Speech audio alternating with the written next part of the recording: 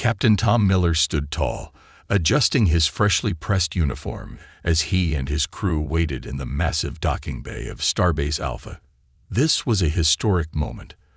The first time humans would receive an official ship from the Galactic Council since Earth joined the interstellar community just 3 years ago. "Do you think it will have quantum drives?" asked Jack, the young navigation officer who couldn't stop bouncing on his heels.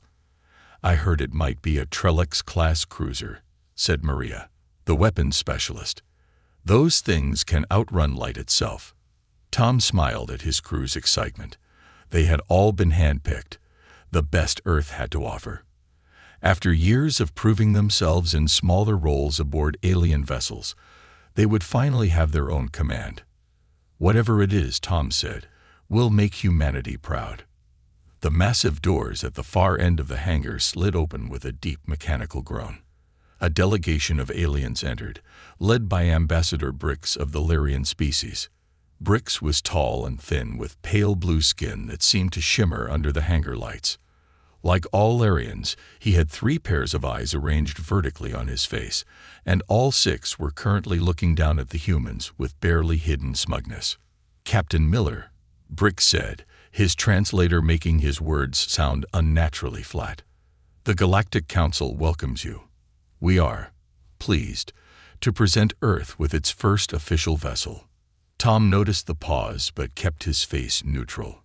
Behind the delegation, a large sheet covered something. Whatever was underneath seemed oddly shaped, not the sleek lines of a modern vessel.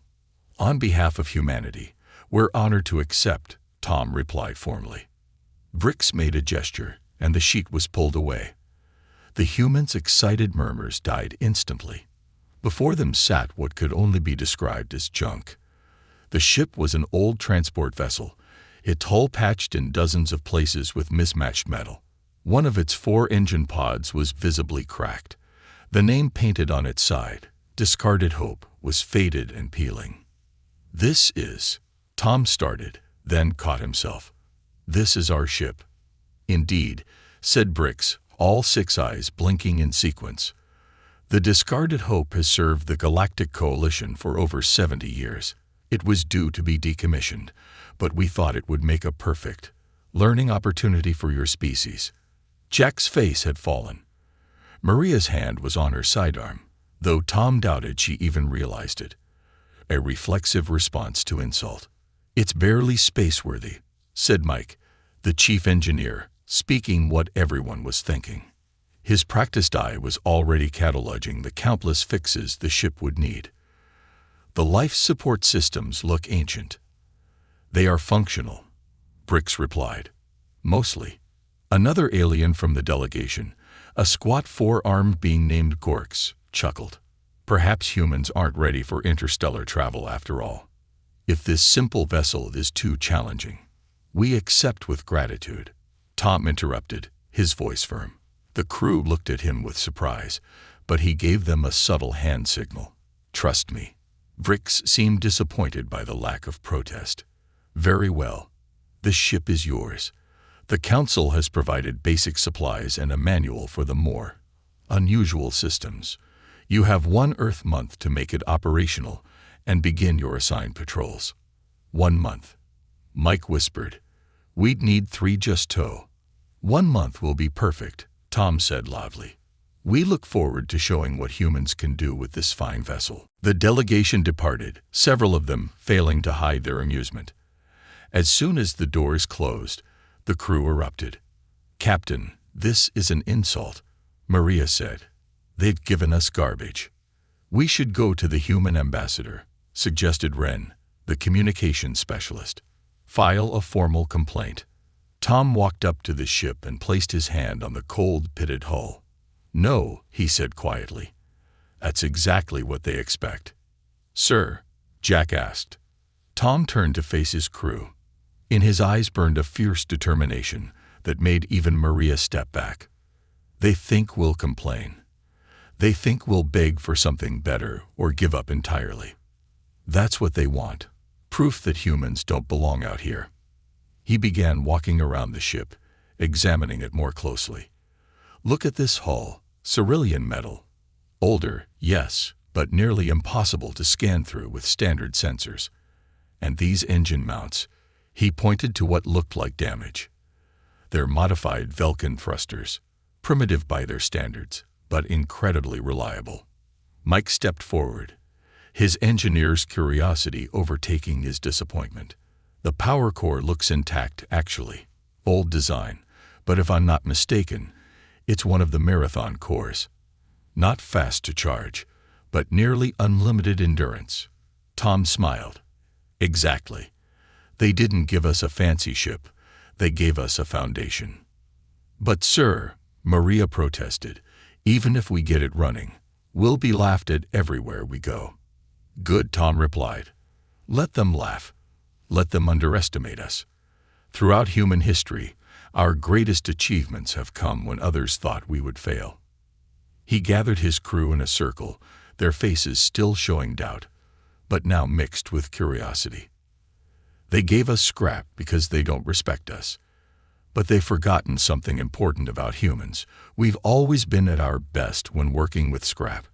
We built our first planes from bicycle parts, our first satellites from leftover war technology.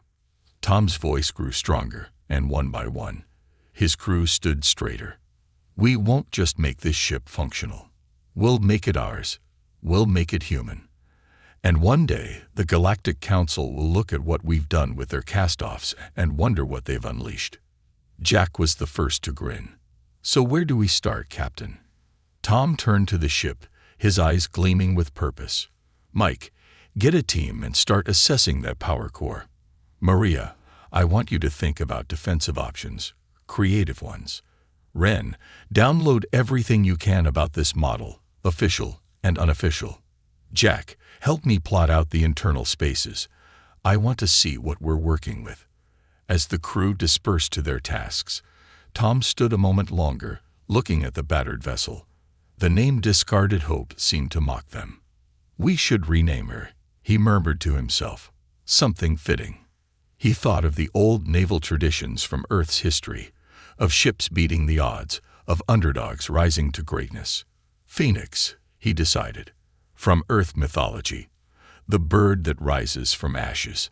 He placed his hand again on the hull, feeling the cold metal, imagining what it could become. They gave us scrap, he whispered. We'll show them what humans can build from ashes. Behind him, his crew was already at work, the sound of tools and voices filling the hangar with purpose. The first step of their journey had begun, and despite everything, Tom felt a surge of excitement. The galaxy had no idea what was coming. 3 days after receiving the Discarded Hope, the hangar bay looked like a war zone. Ship parts were scattered everywhere, panels removed from walls, and the constant sound of welding and hammering filled the air. In the middle of it all stood Mike, covered in grease up to his elbows, staring at the ship's power core with a mixture of frustration and amazement. Captain, you need to see this, he called out as Tom walked by with a tablet full of reports. Tom ducked under a hanging cable and joined his chief engineer. What am I looking at, Mike? Mike pointed to the cylindrical power core that took up a large part of the engine room.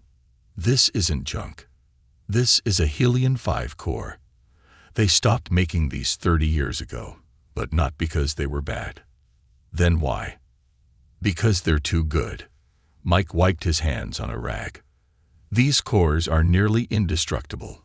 They can run for decades without maintenance, but they have one problem. They're inefficient by modern standards. Tom raised an eyebrow. How inefficient? They use about 30% more fuel than newer models. So the big companies stopped making them to sell their fancy new cores that need replacing every 5 years. Mike grinned. But if someone were to fix the efficiency problem, could you do it? Tom asked. Mike tapped the core with his knuckle. Already started. I'm reconfiguring the power distribution system. With some human ingenuity, I think we can make this old core run better than anything in the Council's fleet. Tom clapped him on the shoulder. That's what I like to hear. On the other side of the ship, Maria had turned the cargo bay into a makeshift workshop.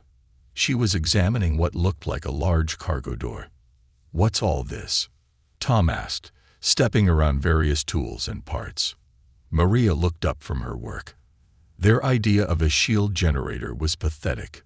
"So I'm making the new one. Out of cargo doors." "These aren't ordinary doors, Captain. They're made of tri-steel with reflective coating. The aliens used them for radiation protection during long hauls, but with some modifications."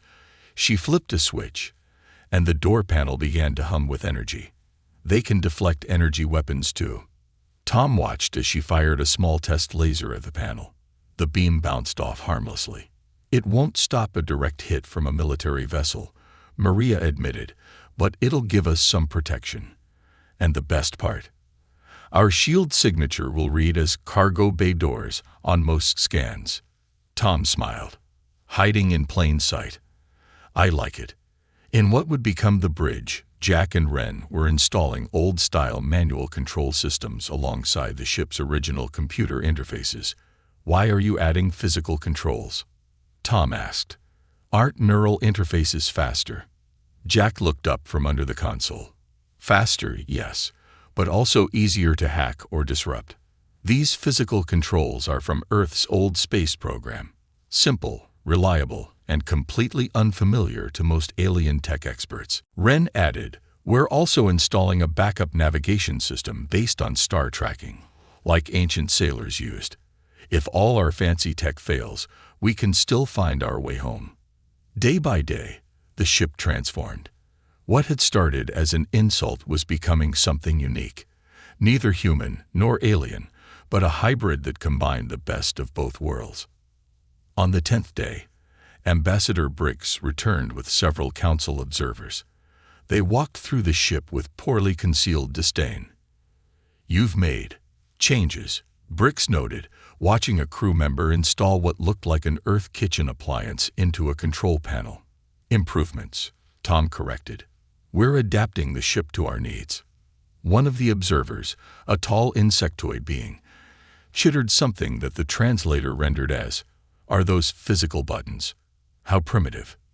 Mike, who was passing by with a toolbox, smiled politely. "Sometimes primitive is reliable, and reliability matters when you're floating in space." Brick stopped at what had once been a storage closet. Now it contained plants, actual Earth plants growing in containers. "What is this?" he asked, all 6 eyes blinking rapidly. "Supplemental life support," answered Dr. Lee, the ship's medical officer. "These plants clean our air and provide fresh food. They also help with crew morale." "Plants on a starship," another observer laughed. "Inefficient and unnecessary." Dr. Lee just smiled. "We find them quite necessary." As the tour continued, Grix became increasingly agitated. "Captain Miller, these modifications may violate council regulations. That power core configuration has not been approved. Those shield emplacements are not standard.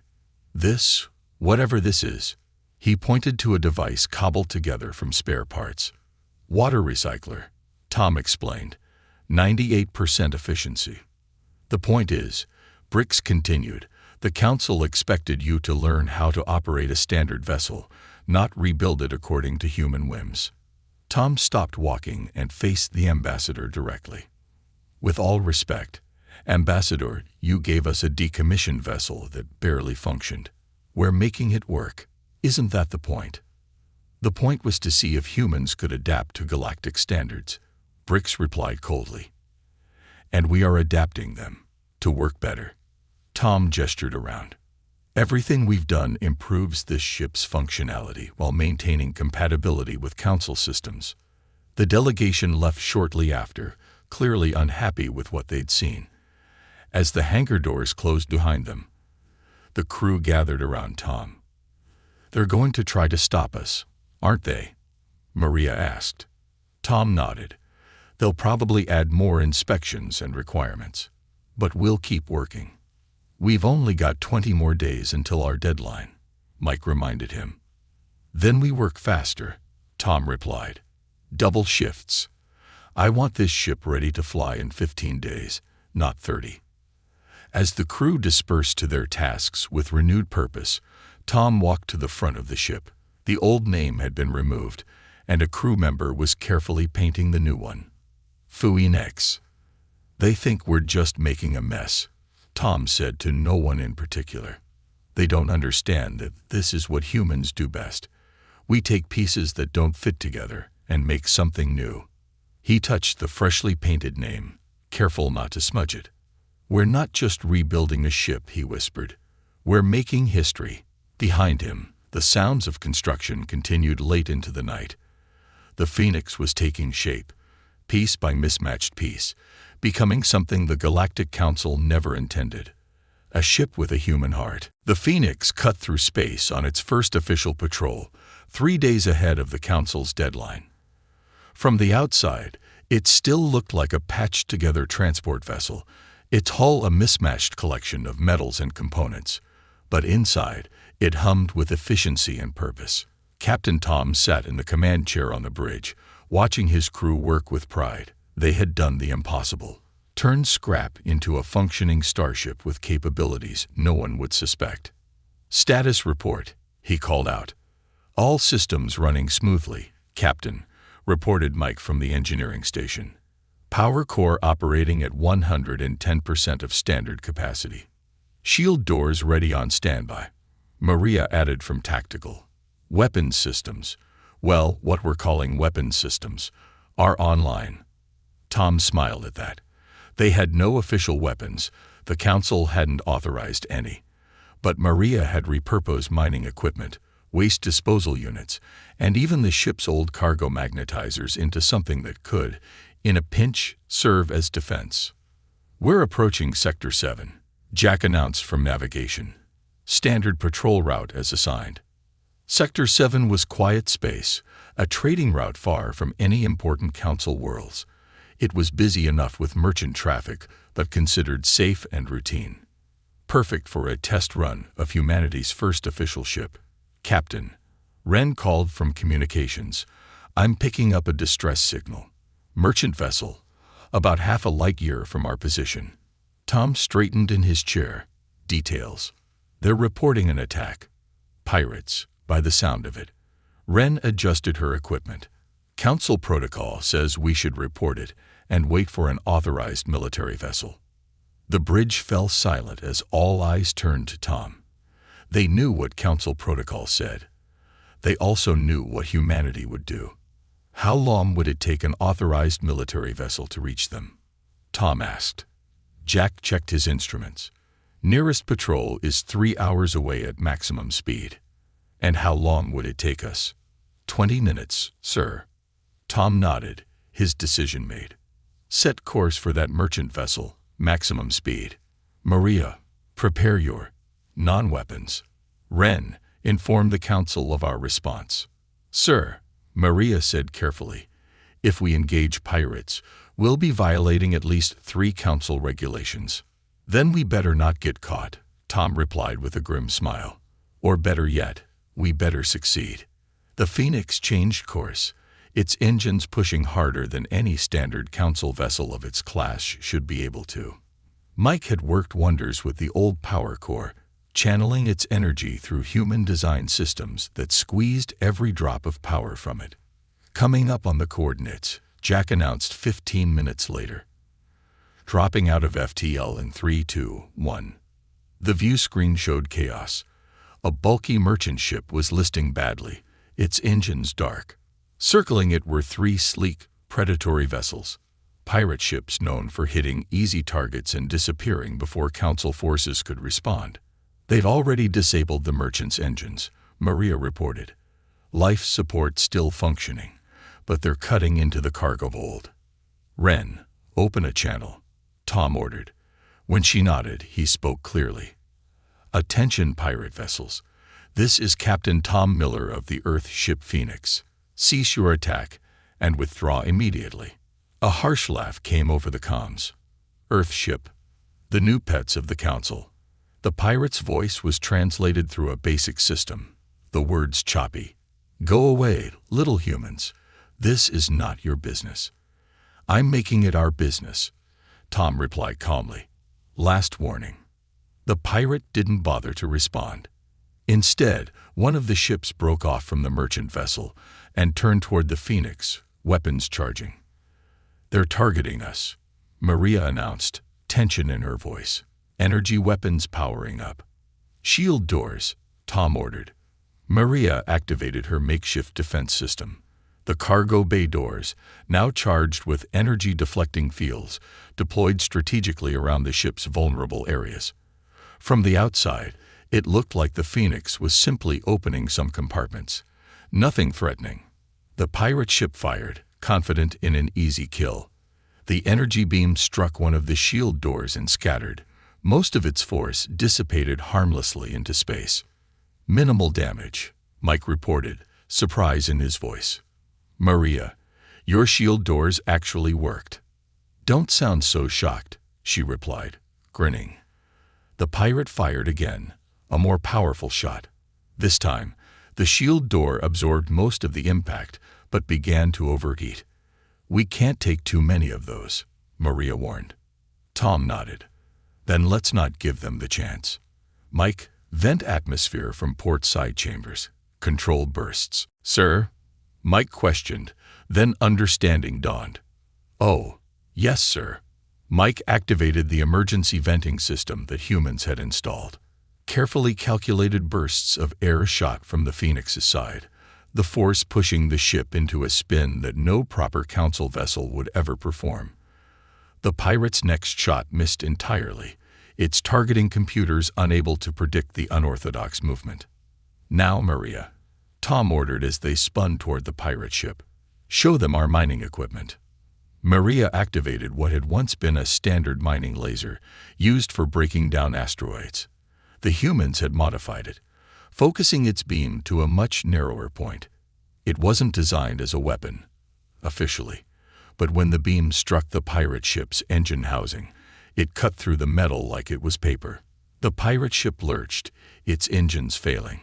The other two pirates, seeing their companion disabled, broke off their attack on the merchant vessel and moved to engage the Phoenix. "They're coordinating," Maria warned, "coming at us from both sides." "Perfect," Tom said, surprising his crew. "Jack, full stop. Mike, prepare for full emergency vent, all chambers." "Sir, that'll drain our atmosphere reserves," Mike cautioned. "We'll refill them." "On my mark. Now." The Phoenix suddenly vented atmosphere from all sides at once, creating a pressurized bubble that rippled outward. The pirate ships, closing in fast, flew right into it. Their sleek designs, built for speed and predatory attacks, were thrown off course by the unexpected space disturbance. "Maria, cargo magnetizers, full power." Maria activated the modified cargo systems. Originally designed to help load heavy metal containers, the humans had turned them into powerful magnetic projectors. The beams locked onto the metal hulls of the pirate ships, pulling them toward each other. Before they could compensate, the two vessels collided with a silent crash that sent debris floating across the view screen. All three pirate ships disabled, Maria reported, her voice filled with disbelief at their own success. Tom stood up from his chair. "Ren, contact the merchant vessel. See if they need medical assistance. Then inform the council that we've responded to a distress call and require cleanup of 3 disabled pirate ships." As the crew carried out his orders, a sense of stunned silence filled the bridge, soon replaced by growing excitement.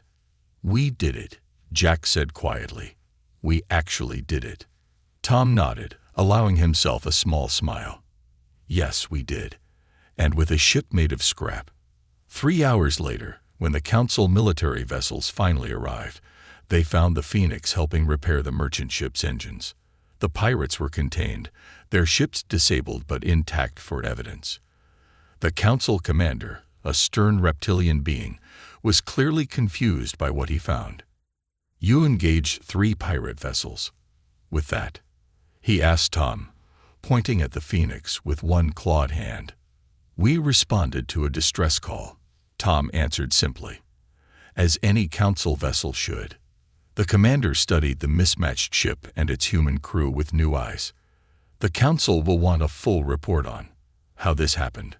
Of course, Tom said.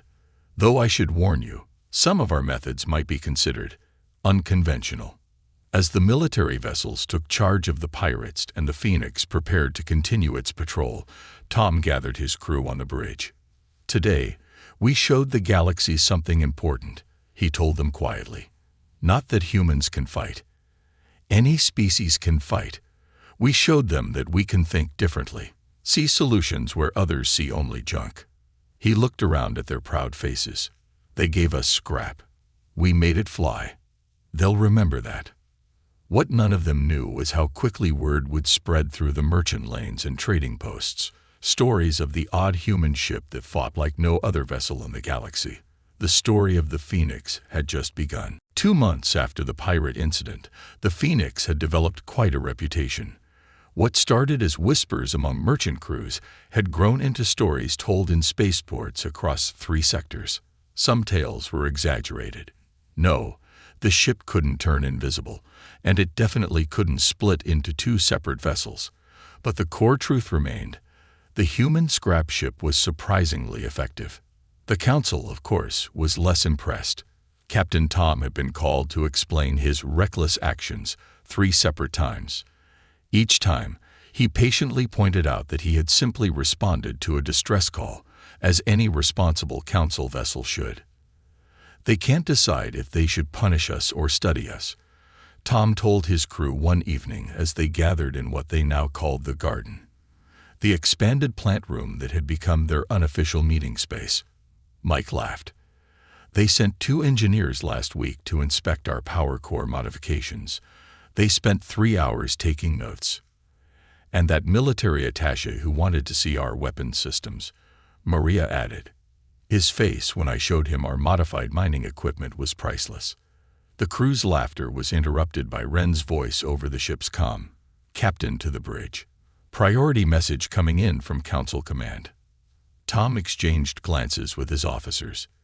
Duty calls. When they reached the bridge, Ren was at her station, her expression serious. It's a general broadcast to all vessels, sir, but it's coded urgent. On screen, Tom ordered. The view screen flickered to life, showing a stern-faced Council admiral, a thorn species, with ridged skin and sharp features. Attention all Council vessels. This is Admiral Cord with an emergency directive. The Drachnor Collective has launched a surprise attack on the Centauri trade route. All available ships are ordered to report to Sector 12 to form a defense line. The crew exchanged shocked glances. The Drachnor were a secretive species from the Outer Rim, known for their advanced technology and isolationist policies. They weren't officially enemies of the Council, but relations had always been tense. The Drachnor fleet consists of approximately 30 vessels of unknown configuration, the Admiral continued. They have already disabled 3 Council outposts and have established a blockade preventing supply ships from reaching the outer colonies. This is a Level 1 emergency. All available ships report to these coordinates. Admiral Corvout. The message ended, replaced by a set of coordinates flashing on the screen. The Centauri trade route, Jack said quietly. That's the main supply line to 17 colonies. Tom nodded, his expression grim. Ren, acknowledge the order and inform Council Command we're en route. Jack, set course for those coordinates, maximum speed. Sir, Maria spoke up. We're not a warship. We'll be facing actual military vessels. We're a Council ship responding to a Council emergency, Tom replied firmly. Just like with the pirates, but on a larger scale. The pirates were one thing, Mike said. But the Drachnor, they're supposed to be decades ahead of everyone technologically. Tom stood up, looking at each crew member in turn. Then they won't be expecting what we bring to the fight. We've spent 2 months improving this ship, adding systems no one else has thought of combining. We might not be the strongest ship in the fleet, but we're definitely the most surprising. His confidence was infectious, and the crew turned to their stations with renewed purpose. Jack, how long to reach Sector 12? Tom asked. 18 hours at maximum safe speed, sir. Make it 15, Tom said. Mike, I know you've been holding back some power in reserve. Time to see what this core can really do. Mike grinned. Yes, sir. I'll give you 15 hours, but I'll need to run some special cooling protocols. Do whatever you need to. Maria, I want you to run combat simulations with every modification we've made. Find new ways to use what we have. Already thinking of a few ideas, Captain, she replied. The Phoenix pushed through space faster than it had ever gone before, the old ship's frame creaking under the strain. But the human reinforcements held, and the modified power core performed flawlessly under Mike's careful management. 15 hours later, they dropped out of FTL at the designated coordinates. The scene that greeted them was organized chaos. Nearly 100 council ships of various sizes had formed a defensive line, facing a distant cluster of dark, angular vessels, the Drachmer fleet. We're being hailed, Wren announced. It's the command ship. Admiral Korb's face appeared on screen. His ridged features showed surprise when he saw the human captain. Earth Vessel Phoenix, he said. I was not expecting your type of ship in this response fleet. We received the same call as everyone else. Admiral, Tom replied respectfully. The Phoenix is reporting for duty. The Admiral seemed to struggle with this for a moment, then nodded curtly. Very well. Take position in the Tertiary Response Group. Section D. Those are support vessels and medical ships. You'll be safely behind the main battle line. Tom frowned. With respect, Admiral, we've proven effective in combat situations. Against pirates, Captain Miller. This is a military engagement against a technologically superior enemy. Your creative modifications will not be relevant here. Take your assigned position. Corv out. As the transmission ended, Tom turned to his crew. They looked disappointed but not surprised. Well, Maria said, at least we'll have a good view of the battle. Tom sat in his chair, thinking. Then he turned to Wren. Open a channel to all council ships. Sir. Wren looked confused. I don't have authority to broadcast fleet-wide. Then find a way, Tom insisted. This is important.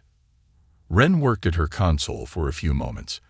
I can piggyback on the fleet's tactical update frequency. It's not quite fleet-wide, but most combat vessels will receive it. Do it. When she nodded, Tom spoke clearly and confidently. This is Captain Tom Miller of the Earth ship Phoenix. We've analyzed the Drachmer vessels, and we've detected a potential weakness in their configuration. Request permission to approach and gather more detailed scans. There was a moment of silence. Then Admiral Korb's angry voice came through. Captain Miller, get off this channel immediately. You have no authority to. Admiral. Tom interrupted. With respect, humans have a unique perspective that might help here. The Drachmer ships are arranged in a standard defense pattern, but their energy signatures suggest they're using a synchronized shield system. If that's true, there might be a way to disrupt it. A new voice joined the channel. This is Captain Lorne of the Steadfast. What kind of disruption are you suggesting, human? Before Korv could object again, Tom continued quickly. The synchronized shields will have a resonance frequency. If we can identify it and broadcast a counter frequency, we might be able to create temporary gaps in their defenses. There was a thoughtful silence. Then Captain Lorne spoke again. Admiral, the human's theory is sound. The Drachner are known for their synchronized systems. Admiral Korv growled in frustration. Fine. Captain Miller, you have 10 minutes to approach and scan. But at the first sign of danger, you will retreat immediately. Is that clear? Perfectly clear, Admiral. Phoenix out. Tom turned to his crew with a determined smile. Jack, take us forward. Slow approach. Wren, prepare all sensors for detailed scans. Maria, be ready with those shield doors. As the Phoenix moved ahead of the Council defense line, Tom leaned forward in his chair. They put us in the back because they think we're just scrap, he said quietly. Time to show them what scrap can do. The mismatched ship moved steadily toward the intimidating Drachmer fleet, looking like a civilian transport that had taken a wrong turn into a military standoff. But inside, the crew of the Phoenix was ready to face their greatest challenge yet, and perhaps change the course of an interstellar war. The Phoenix drifted closer to the Drachmer fleet, looking harmless and insignificant against the backdrop of the imposing enemy warships. These alien vessels were unlike anything the humans had seen before. Sleek, angular, and completely black, absorbing light rather than reflecting it. Each ship was nearly identical, moving in perfect coordination like parts of a single organism. "Keep us on a lazy approach vector," Tom instructed Jack. "Like we're just a curious transport that doesn't know any better."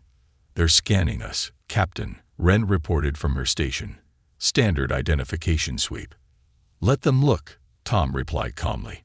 "All they'll see is a patched-together ship that isn't worth their attention." The Phoenix continued its casual approach. Behind them, the Council fleet waited in tense formation, many captains questioning the wisdom of letting the human vessel take point. "Captain," Wren said suddenly, "I'm detecting unusual energy patterns between the Drachmer ships. They're pulsing in sequence, like they're talking to each other." Tom leaned forward. "Can you isolate the frequency?" Wren's fingers flew over her console. "Working on it. It's complex, not like any communication system I've seen before." "Sir," Maria interrupted from Tactical, "I think they've noticed us. 2 smaller vessels are breaking formation." Tom nodded. "Mike, ready on power core adjustments. Maria, shield doors on standby. But don't deploy yet. We don't want to look threatening." The 2 Drachmer ships moved with graceful precision, approaching the Phoenix from both sides. "They're charging weapons," Maria warned, tension in her voice. "Hold steady," Tom ordered. "Wren, what do you have?" "I've isolated the pattern," she replied excitedly. "It's not just communication, it's their shield synchronization. Each ship is generating only part of a larger shield bubble. Together, they create an overlapping defense that's much stronger than individual shields." "Exactly what we suspected," Tom said. "Can we disrupt it?" "Maybe," Wren said, her hands still working. "If we broadcast a counter-frequency." She was cut off as the 2 Drachmer ships fired, their weapons sending bright purple energy beams toward the Phoenix. "Shield doors, now," Tom ordered. Maria activated their makeshift defense system, but even with the modified doors in place, the impact rocked the ship violently. "Damage to sections 3 and 5, Mike reported. "Door shields held, but they're already overheating. We can't take many more hits like that." Tom made a quick decision. "Time to show our hand. Jack, evasive maneuvers, the garbage chute special." Jack grinned and input a series of commands. The Phoenix suddenly began tumbling in a seemingly uncontrolled spin, venting atmosphere in carefully timed bursts that sent it careening between the 2 Drachmer vessels. The enemy ships tried to track them, but the erratic movement pattern, one that would make any proper military pilot sick, confused their targeting systems. "Wren, broadcast that counter-frequency now, full power," Tom called out over the noise of straining metal. "Broadcasting on all channels." For a moment, nothing seemed to happen. Then, like ripples spreading across water, visible disruptions appeared across the energy fields connecting the Drachmer ships. "It's working," Wren exclaimed. "Their shield synchronization is faltering." Tom hit the ship-wide comm. "All hands, brace for impact." Then to Jack, "Take us straight through their line, between those 2 cruisers." The Phoenix stopped its wild tumbling and shot forward, aiming for a gap in the Drachmer formation, where the shield disruption was strongest. "Sir, if their shields come back online while we're passing through," Maria warned. "They won't," Tom said with confidence he didn't entirely feel. "Mike, divert all power to engines and Wren's broadcast. Maria, be ready with everything we've got once we're through." The Phoenix accelerated, its mismatched hull creaking under the strain. The gap between the Drachmer ships loomed ahead, a space that would normally be protected by their synchronized shields. Counter frequency still holding, Ren reported. Shield disruption at 67%. Draknor vessels trying to adjust, Maria added. They're firing again. Energy beams lanced out from multiple ships, but the Phoenix was moving too quickly now, and the disrupted coordination between Draknor vessels made their shots uncharacteristically inaccurate. 5 seconds to gap, Jack called out. 4, 3, 2, 1. The Phoenix shot through the opening in the Draknor line, emerging on the other side of their formation. For a split second, there was silence on the bridge as everyone realized they'd made it through. "We did it," Jack shouted. "Not yet," Tom said, his eyes fixed on the view screen. "Ren, open a channel to the Council fleet. Maria, deploy all mining lasers and prepare the cargo magnetizers." "Channel open," Ren confirmed. "Admiral Korv, this is the Phoenix," Tom announced. "We've successfully disrupted the Draknor shield synchronization. Their rear is exposed. Attack now." Without waiting for a response, Tom turned to Maria. "Target their command ship. Full power to all our non-weapons." The Draknor were scrambling to reform their perfectly coordinated defense, but the disruption had thrown their systems into disarray. The Phoenix fired its modified mining lasers at the largest enemy vessel, the concentrated beams cutting through the now unprotected hull. At the same time, the Council fleet responded to Tom's call, dozens of warships charging forward to exploit the weakness the humans had created. "It's working," Maria said in wonder. "The Council ships are breaking through." The battle transformed in minutes. Without their synchronized shields, the Draknor lost their greatest advantage. Their perfect formation dissolved into chaos as they tried to defend against attacks from both the Phoenix at their rear and the Council fleet at their front. "Draknor vessels are powering up their engines," Ren reported. "They're preparing to retreat." "Not all of them," Maria warned. 3 ships on intercept course with us." Tom nodded calmly. "They figured out we're the source of the disruption. Mike, how much more can you give the broadcast?" "We're already redlining, Captain," Mike replied, his hands dancing across his controls. "Core temperature rising dangerously." "Push it further," Tom ordered. "Ren, modulate the frequency. Make it harder for them to adapt."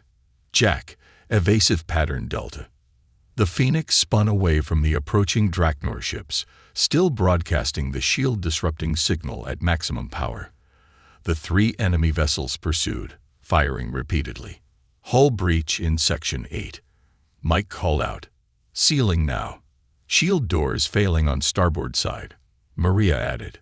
The situation was growing desperate when Admiral Korv's voice came through the comm.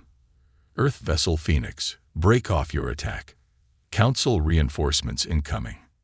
True to his word, 5 Council warships appeared, placing themselves between the Phoenix and the pursuing Draknor vessels.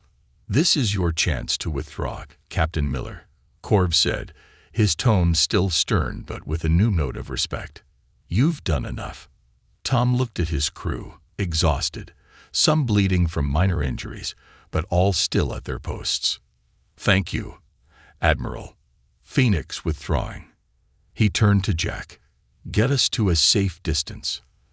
As they pulled away, the view screen showed the Draknor fleet in full retreat, with Council ships in pursuit. What had seemed like an unwinnable battle just hours ago had turned in their favor. In the aftermath, as emergency repairs were underway, Admiral Korv himself came aboard the Phoenix. He walked through the ship with obvious curiosity, studying the jury-rigged systems and makeshift modifications. "I must admit, Captain Miller," he said finally, "when I first saw this vessel, I thought it was an insult to include it in a military operation." Tom smiled slightly. "Many have underestimated us, Admiral." "A mistake I won't make again," Korv replied. "The Council will receive my full report on how your unconventional tactics turned the tide of this battle." After the Admiral left, Tom gathered his crew in the garden. The plants had been damaged in the fight, but like everything else on the Phoenix, they were already being repaired and would grow back stronger. "Today we proved something important. Tom told his weary but proud crew. Not just to the Council or the Drachner, but to ourselves. He touched a damaged panel, feeling the worn metal beneath his fingers. They gave us scrap, he said softly, and told us it was all we deserved. But we didn't just make it work. We made it extraordinary. We made it human. Maria raised an improvised cup of Mike's engine room brew. To the Phoenix, she said, the most dangerous scrap heap in the galaxy. To the Phoenix, they all echoed, their voices filling the garden. As their celebration continued, news was already spreading throughout Council space. Tales of the odd human ship that looked like junk, but fought like nothing ever seen before. A ship that had faced the mighty Drachner and emerged victorious. They had been given scrap. They had built a legend. And the galaxy would never be the same.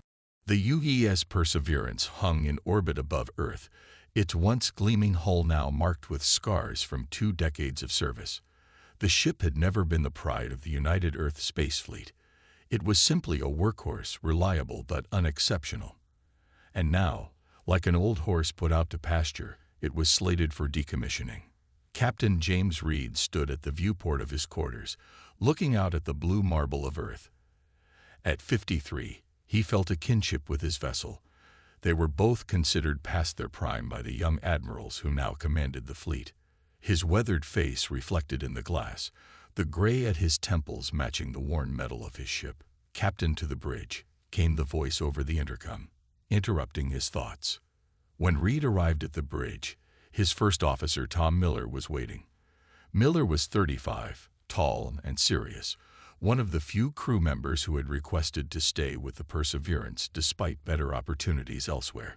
"Incoming transmission from Fleet Command, sir," Miller said, standing at attention. "On screen," Reed ordered, settling into the captain's chair that had molded to his form over the years. Admiral Watson's stern face appeared on the main display. She was one of the new generation of leaders, brilliant and efficient, with little patience for sentiment. "Captain Reed," she began without preamble, "there's been a change of plans.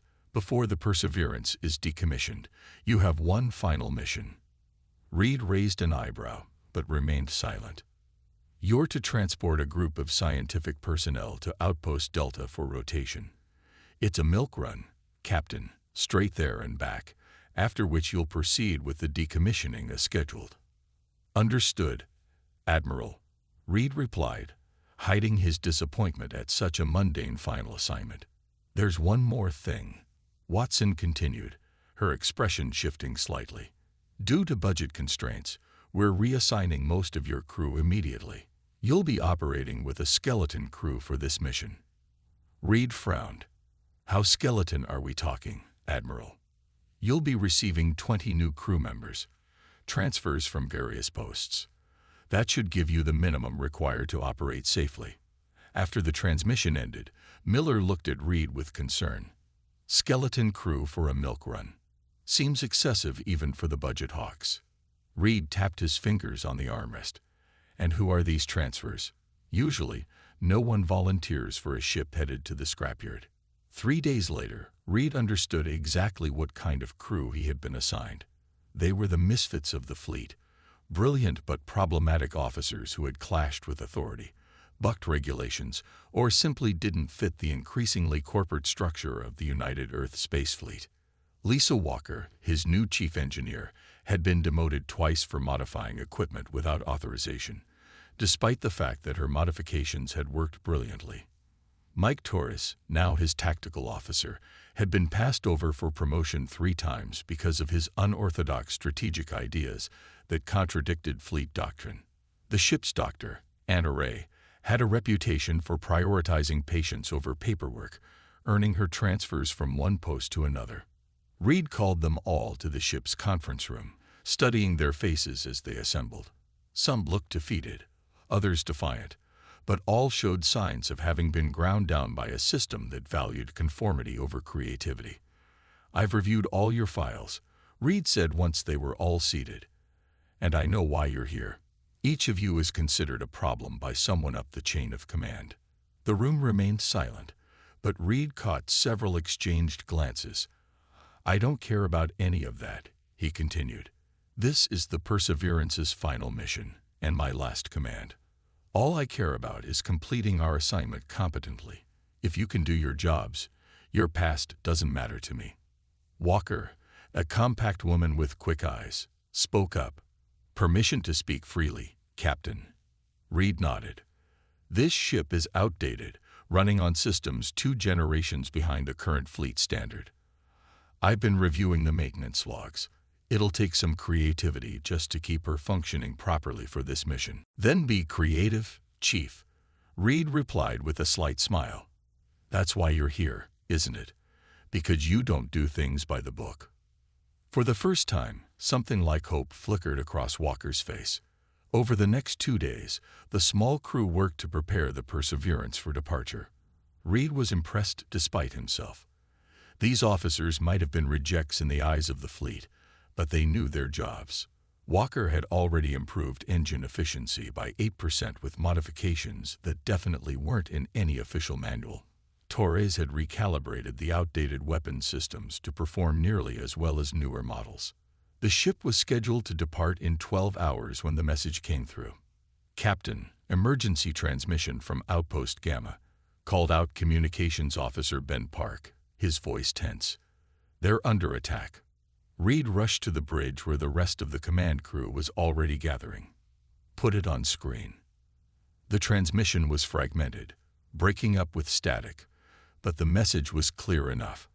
Outpost Gamma, one of the frontier colonies, was under attack by forces identifying as the Dominion, an aggressive coalition of 3 alien species that had been expanding their territory at the expense of any worlds in their path. "Request immediate assistance," said the colonial governor, fear evident in his voice. "They've landed ground forces and have orbital superiority. Civilian casualties air." The transmission cut off. Reed turned to his communications officer. "Contact Fleet Command immediately." After a brief conversation with Admiral Watson, Reed's expression darkened. "What's the word, sir?" Miller asked. "The main response fleet is 3 days out at best speed," Reed replied. "Command has ordered us to remain in orbit and await the arrival of battle-ready vessels."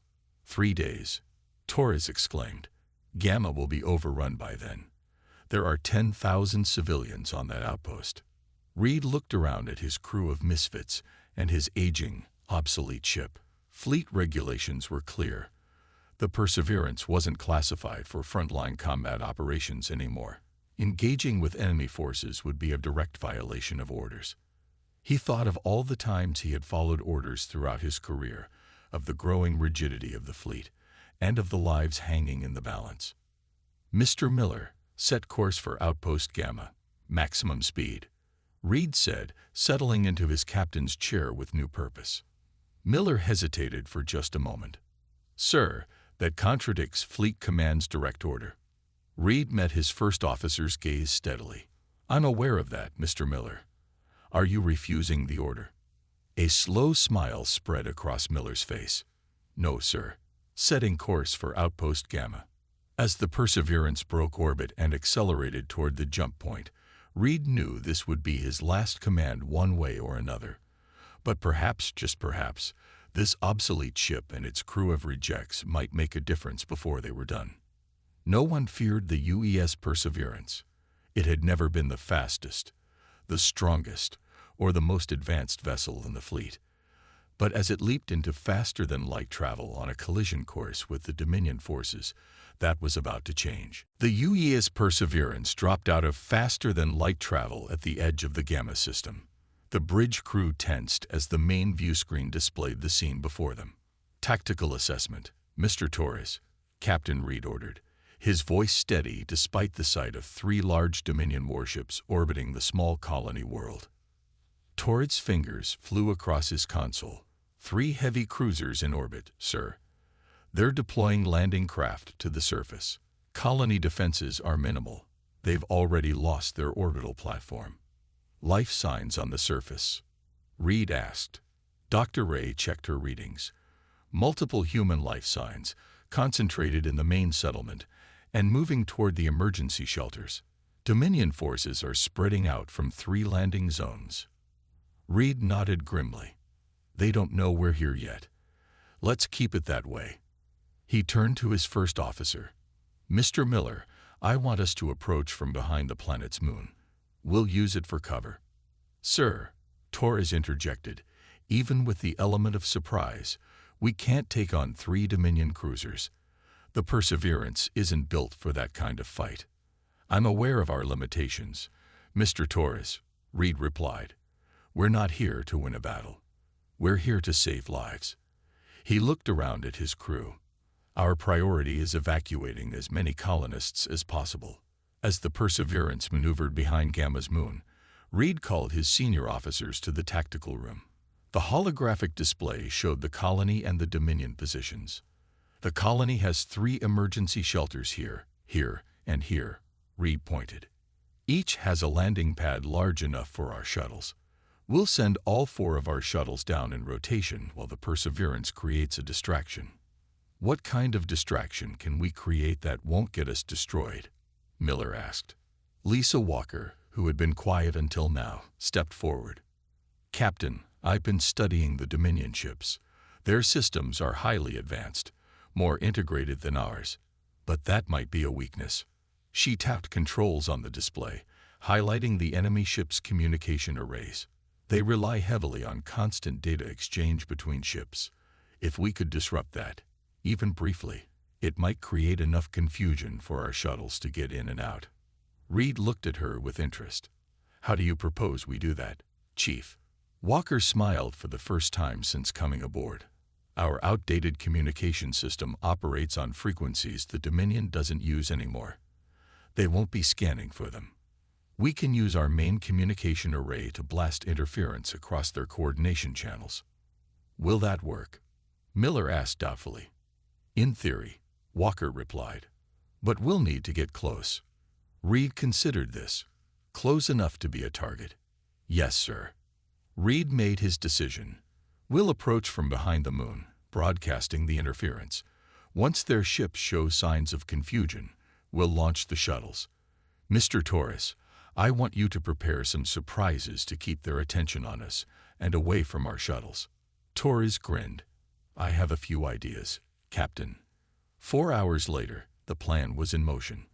The Perseverance emerged from behind the moon, broadcasting focused interference that scrambled the Dominion ship's coordination. As predicted, the enemy vessels responded with momentary confusion, their movements becoming uncoordinated. Shuttles away, Miller reported as the 4 evacuation craft launched toward the planet's surface. Now, Mr. Torres, Reed ordered, keep their attention on us. Torres initiated his surprises, a series of modified probes that mimicked weapons signatures, creating phantom targets for the Dominion ships to track. On the surface, the shuttle teams worked frantically to evacuate colonists from the emergency shelters. Dominion ground forces had already reached the outskirts of the settlement, and the sound of weapons fire could be heard in the distance. Lieutenant Kelly Adams, leading the ground team, directed colonists into the shuttles. Move quickly. Women and children first, then the elderly. A young colony security officer approached her. The Dominion forces are getting closer. They'll be here in minutes. Adams nodded. Hold them off as long as you can. We'll need 3 more shuttle runs to get everyone. Back in orbit, the Perseverance was dancing a dangerous ballet with the Dominion cruisers.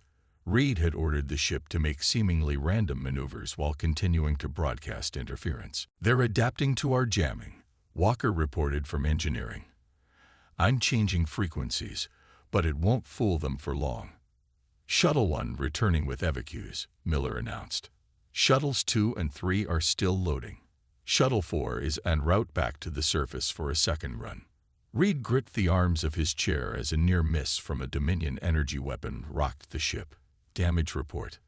Minor damage to the outer hull, Walker replied. Shields holding at 78%. Sir, Torres called out urgently. One of the Dominion ships is breaking off to investigate the shuttle activity. Reed thought quickly. Mr. Torres, target their propulsion systems. Fire when ready. The Perseverance's outdated weapons shouldn't have posed much threat to the advanced Dominion vessel, but Torres had spent the previous day recalibrating and modifying them specifically to target known weaknesses in Dominion shielding. The shots hit with surprising effectiveness, causing the enemy ship to veer off course. Direct hit, Torres exclaimed with surprise in his voice. Their port thrusters are damaged. For the next 2 hours, the Perseverance continued its dangerous game, drawing fire while the shuttles worked to evacuate as many colonists as possible. The ship took multiple hits, and damage reports flowed in from all sections. Final shuttle approaching, Miller reported, his uniform stained with smoke from a console fire that had been extinguished minutes earlier. They crammed in as many as they could, but they had to leave some behind. Reed's face hardened at this news. How many? About 200 colonists couldn't be evacuated, Miller replied grimly. Mostly colony defense forces who stayed behind to cover the retreat. As the final shuttle docked, the Dominion ships coordinated their attack, their systems having finally adapted to the Perseverance's interference. All 3 cruisers are moving to cut off our escape route, Torres warned. Maximum power to engines, Reed ordered. Set course for the jump point.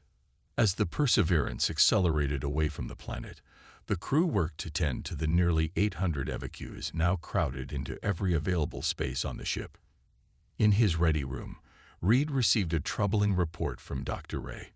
Among the evacuees was a colonial intelligence officer who had managed to recover data about Dominion fleet movements.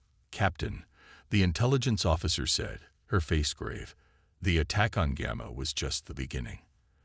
The Dominion is assembling an Armada, over 50 ships. They're planning a full-scale invasion of human space. Reed stared at the data. Have you transmitted this to Fleet Command? The woman shook her head. All long-range communications are being jammed. Your ship is the only warning Earth has. Reed looked out his viewport at the streaking stars as the Perseverance fled at maximum speed. Behind them, the 3 Dominion cruisers were in pursuit.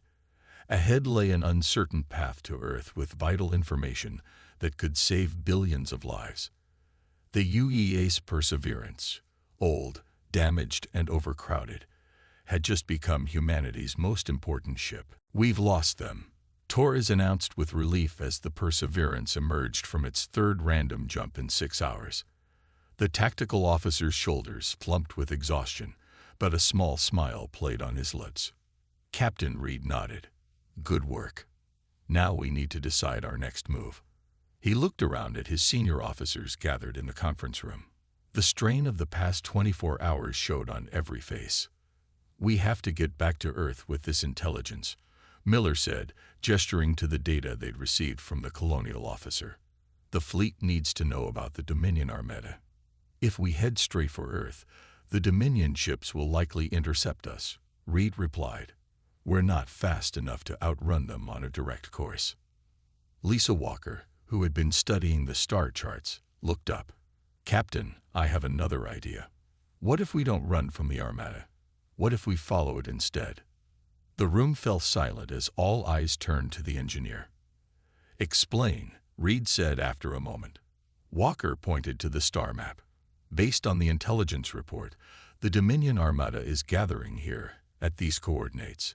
If we can get close enough to observe them without being detected, we might learn more about their plans, possibly find a weakness. We might even be able to get a message to Earth through back channels. That's insanely risky, Miller objected. One old ship against an entire Armada. Not against them, Walker corrected. Near them. The Perseverance has one advantage. It's considered obsolete. The Dominion's advanced scanning systems are calibrated to detect current-generation human ships. Our older power signature and communication systems might register as background noise or minor anomalies. Reed considered this, so we could potentially shadow the Armada undetected. It's possible, Walker said. Not certain, but possible. Torres leaned forward, his tactical mind engaged. If we could get close enough, we might be able to gather detailed information about their fleet composition, weaknesses, maybe even their attack plans. Reed looked at each officer in turn, weighing the enormous risk against the potential reward. Finally, he nodded. Set course for the Dominion gathering point. Maximum stealth protocols. 3 days later, the Perseverance lurked at the edge of a dense asteroid field, its systems powered down to minimal levels. Through the main view screen, the crew stared in silent horror at the Dominion Armada. 67 ships, Torres whispered, reading from his tactical display. 23 heavy cruisers, 32 destroyers, 5 carriers with fighter squadrons, and 7 support vessels. If that force reaches Earth, the fleet won't stand a chance, Miller said grimly. Reed turned to Walker. Status of our detection measures. So far, we're registering as a minor electromagnetic anomaly, she replied. I've modified our hull plating to absorb most of their scanning frequencies. As long as we stay among these asteroids and keep power levels low, we should remain undetected. For the next 2 days, the crew of the Perseverance meticulously cataloged everything they could about the Dominion fleet. Torres noted weapons capabilities and defensive systems. Walker analyzed their power signatures and communication frequencies. Dr. Ray even studied what little they could determine about Dominion biology from long-range scans. In engineering, Walker made a discovery that changed everything. Captain, you need to see this, she called over the comm system, her voice tight with excitement. When Reed arrived in engineering, Walker was hunched over a workstation, surrounded by complex energy pattern analyses. I've been studying the Dominion ship's power distribution, she explained. Their systems are incredibly advanced, integrated neural networks that process data at speeds our computers can't match. But they're also incredibly sensitive to certain types of electromagnetic interference. Like the interference we used at Gamma, Reed asked. Similar, but more targeted, Walker replied. Their ships communicate using quantum entanglement channels, almost impossible to jam using conventional methods. But their systems have to translate those quantum signals into commands for mechanical systems. She pointed to a specific energy pattern on her screen. That translation happens at this frequency range. And guess what? The Perseverance's old fusion drive, when operating at 87% capacity, produces harmonic resonance waves that interfere with exactly that range. Reed's eyes widened as he understood the implications. You're saying our outdated drive system could disrupt their ship functions. Not just disrupt, Walker said with a growing smile. In theory, it could temporarily paralyze them. They'd lose coordination between their neural networks and physical systems for maybe 30 seconds before their automatic compensation kicks in. 30 seconds could be enough time to get a shot in, Reed mused. Or escape if needed, Walker added. Reed was about to respond when the ship's alarm blared. He rushed back to the bridge. Dominion scout ship, Torres reported as Reed entered. It's conducting a sweep of the asteroid field. Current trajectory will bring it within direct visual range in 3 minutes. Options, Reed demanded. We can try to move deeper into the asteroid field, Miller suggested, but the engine power required might give away our position. Or we can hold position and hope their sensors don't pick us up, Torres added. Reed made his decision. Neither. Mr. Torres, power up weapons. Target their engines only. Sir, Miller questioned, surprised. If they detect us, the entire Armada will know we're here, Reed explained. We need to take them out quickly and completely. Walker's discovery gives us a chance. He opened a channel to engineering. Chief, I need you to bring the drive to exactly 87% power when I give the word. Focus the harmonic output through the forward deflector. Ready when you are, Captain, Walker replied. The bridge crew watched tensely as the Dominion scout ship grew larger on the view screen, methodically scanning the asteroid field. It's changing course, Torres reported suddenly. Coming directly toward us. I think they've detected something. Reed leaned forward in his chair. Steady. Wait for my mark. The scout ship approached, its sleek, predatory form now clearly visible. They're powering up weapons, Torres warned. Now, Chief, Reed ordered. The Perseverance's engines hummed to life at precisely 87% power. Walker channeled the harmonic resonance through the forward deflector, directing it like a beam at the approaching scout. The effect was immediate and startling. The Dominion ship suddenly drifted, its lights flickering. Its weapons powered down mid-charge. "Fire," Reed commanded. Torres launched a precisely targeted shot that struck the scout's engine section. The hit was perfect, disabling the ship without destroying it. "Their systems are offline," Torres reported with amazement. No distress signal was sent. A cheer erupted on the bridge, quickly silenced by Reed's raised hand. "This confirms Walker's theory," he said. "We have a weapon the Dominion isn't prepared for." He looked around at his crew, determination in his eyes. "And we're going to use it." As the disabled scout drifted powerless through space, the crew of the Perseverance began to realize something extraordinary. Their obsolete ship, the vessel no one had feared, might be the only one capable of stopping the Dominion Armada. The senior officers of the Perseverance gathered around the tactical display in the conference room.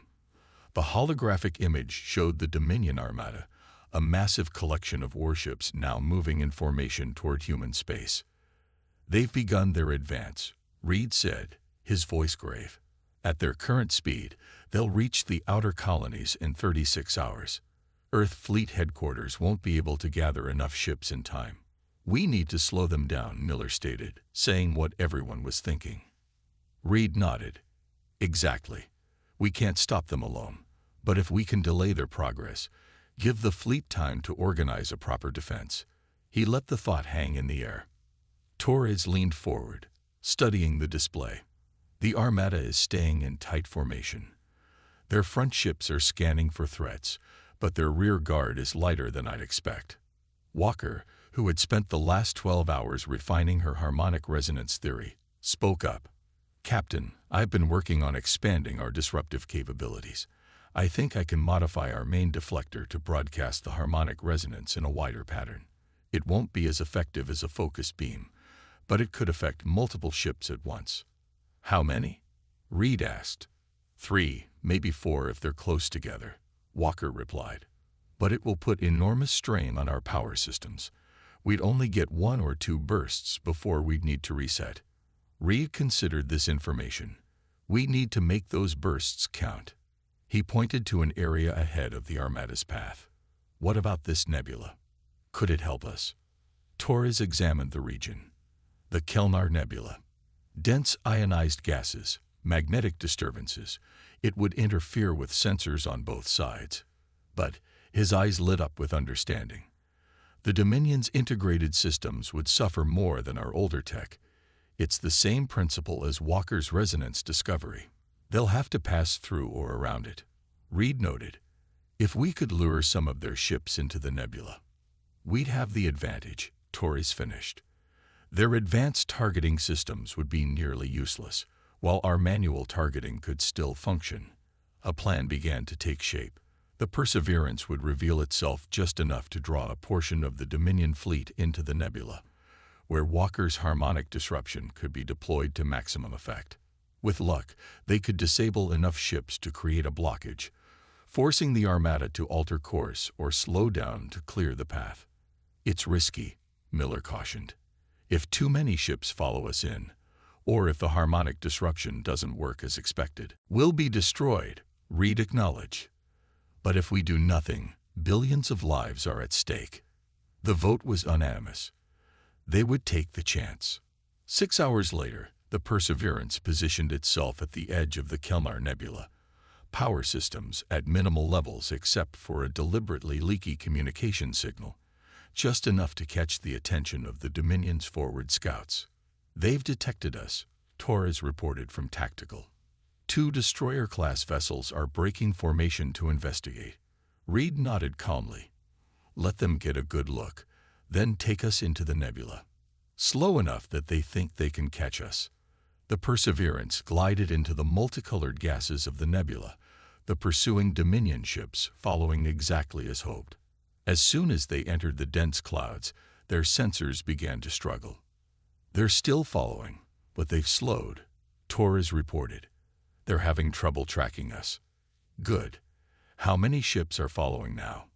Reed asked. Torres checked his readings. 4 destroyers and a heavy cruiser has joined the hunt. Reed couldn't suppress a small smile. "Better than we expected. Take us deeper to the coordinates we selected." The Perseverance navigated through the nebula using old-fashioned stellar navigation techniques that had been programmed into the ship's computers decades ago. The Dominion ships, reliant on their advanced sensors, moved more cautiously through the colorful fog. When they reached the designated position, a particularly dense pocket of the nebula, Reed gave the order. "Battle stations. Prepare the harmonic burst." Walker's voice came over the comm from engineering. "Harmonic resonator charged and ready, Captain. We'll get 2 bursts at most before the system overheats." "Understood. On my mark," Reed replied. "Mr. Torres, target the lead destroyer with conventional weapons. Fire as soon as their systems are disrupted." The bridge crew tensed as the shapes of the Dominion ships became visible through the nebula, their sleek forms distorted by the colorful gases. "Now," Reed ordered.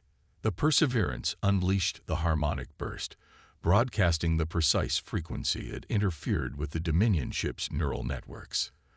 The effect was immediate.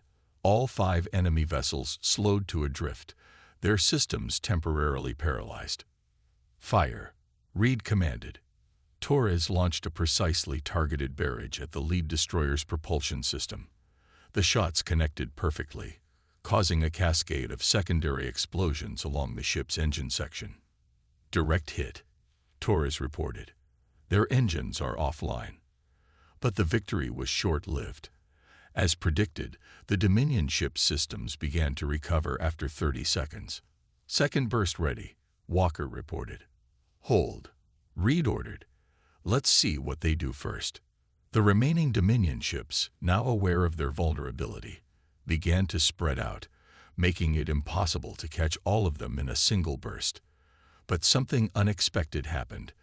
The disabled lead destroyer, now drifting without control, collided with one of its companions.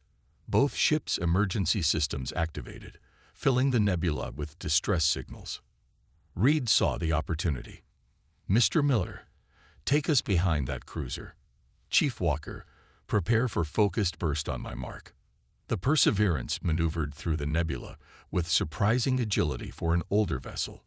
When they emerged behind the Dominion cruiser, Reed didn't hesitate. Now, the second harmonic burst hit the cruiser directly. As its systems froze, Torres fired every weapon they had at its engine section. The cruiser's reactor containment failed, causing a massive explosion that damaged 2 nearby destroyers. "Get us out of here, maximum speed," Reed ordered as debris scattered throughout the nebula. As the Perseverance escaped from the nebula, the crew watched in amazement at what they had accomplished. 3 Dominion ships disabled or destroyed, 2 more damaged, and the nebula now filled with wreckage and radiation that would force the Armada to detour around it. "We've bought the fleet maybe 10 hours, Torres estimated. "Not enough," Reed said grimly. "We need to do more." He studied the tactical display showing the main Armada, his mind working on an even bolder plan. "Sir," Miller said hesitantly, "what are you thinking?" Reed looked up, determination etched on his face. "Their command ship. If we could disable or destroy it, the entire Armada would be thrown into confusion." The bridge fell silent as the implications sank in. "That's not just risky, Captain," Miller finally said. "It's suicide." Reed's expression didn't change. "I'm not asking anyone to volunteer. I'll take a shuttle myself if necessary." "How would you even get aboard their command ship?" Torres asked. Reed's eyes returned to the display. "They have a weakness we haven't exploited yet. Their overconfidence. They think we're just one obsolete ship. They don't know what we're capable of." As the Perseverance raced away from the nebula, Reed outlined his audacious plan. A plan so dangerous and unlikely that it just might work. A plan that would take them directly into the heart of the Dominion Armada. "This is insane," Miller said, checking his environment suit one last time. Beside him, Reed, Torres, and Walker did the same. The four officers were crammed into the Perseverance's smallest shuttle, modified by Walker to mask its energy signature. Insane, yes, Reed agreed with a grim smile. But they won't expect it. No one would. The plan was audacious beyond reason. The shuttle would approach the Dominion command ship using debris from their earlier battle as cover. Once close enough, they would attach to the command ship's hull near a maintenance hatch that Torres had identified from their scans. Using Walker's harmonic device, now miniaturized into a portable unit, they would create a localized disruption, opening the hatch without triggering alarms. From there, they would make their way to the ship's central coordination hub and plant specially designed devices that would broadcast the harmonic disruption throughout the entire command vessel. If successful, it would paralyze the ship's systems long enough for the Perseverance to target its main communication array. Remember, Reed said to the team, "Our goal isn't to destroy their command ship. It's to disable their ability to coordinate the Armada." The shuttle launched, its engines barely more than a whisper as Walker's modifications kept its signature minimal. Behind them, the Perseverance retreated to a safe distance, ready to spring into action once the team completed their mission. For 40 tense minutes, the shuttle drifted among the debris field, slowly approaching the massive Dominion command ship. It was unlike anything the humans had seen before, nearly a kilometer long, with a design that seemed to blend organic and mechanical elements. "We're in position," Miller whispered, though there was no reason to keep his voice down in the vacuum of space. Walker activated her device as they attached to the hull. The small section of the ship's exterior went dark, systems temporarily offline. Torres quickly attached a breaching tool to the maintenance hatch, and within moments, they were inside. The interior of the Dominion ship was eerily beautiful, corridors lined with what looked like living circuitry, pulsing with energy and information. The team moved quickly, using Walker's scanner to avoid patrols. "The coordination hub should be 2 levels up," Torres said, consulting the small display on his wrist.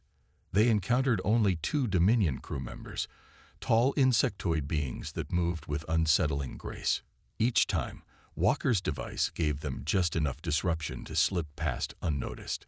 When they reached the coordination hub, however, they found it heavily guarded.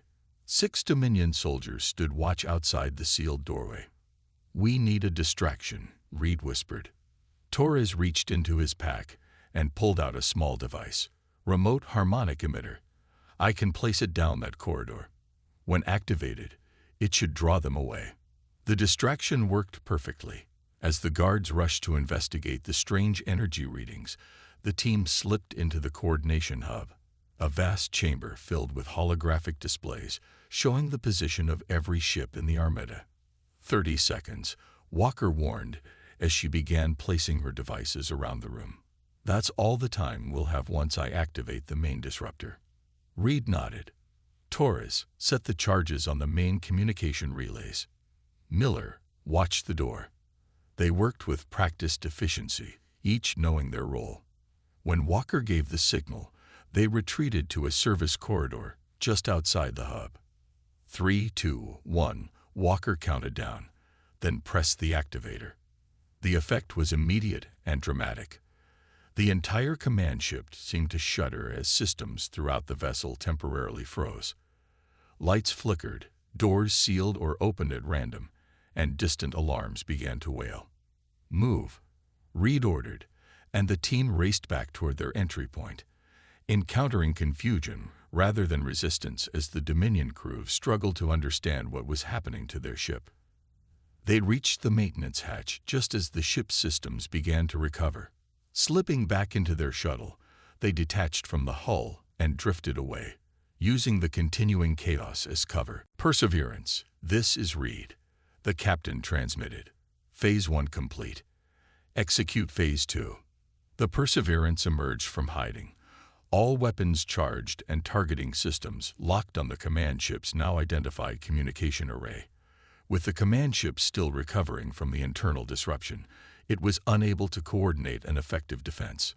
The old ship fired everything it had at the precise weak point Torres had identified. The shots connected in a series of brilliant explosions that rippled across the command ship's hull. "Direct hit," came the excited voice of the officer left in command of the Perseverance. "Their main communication array is completely destroyed."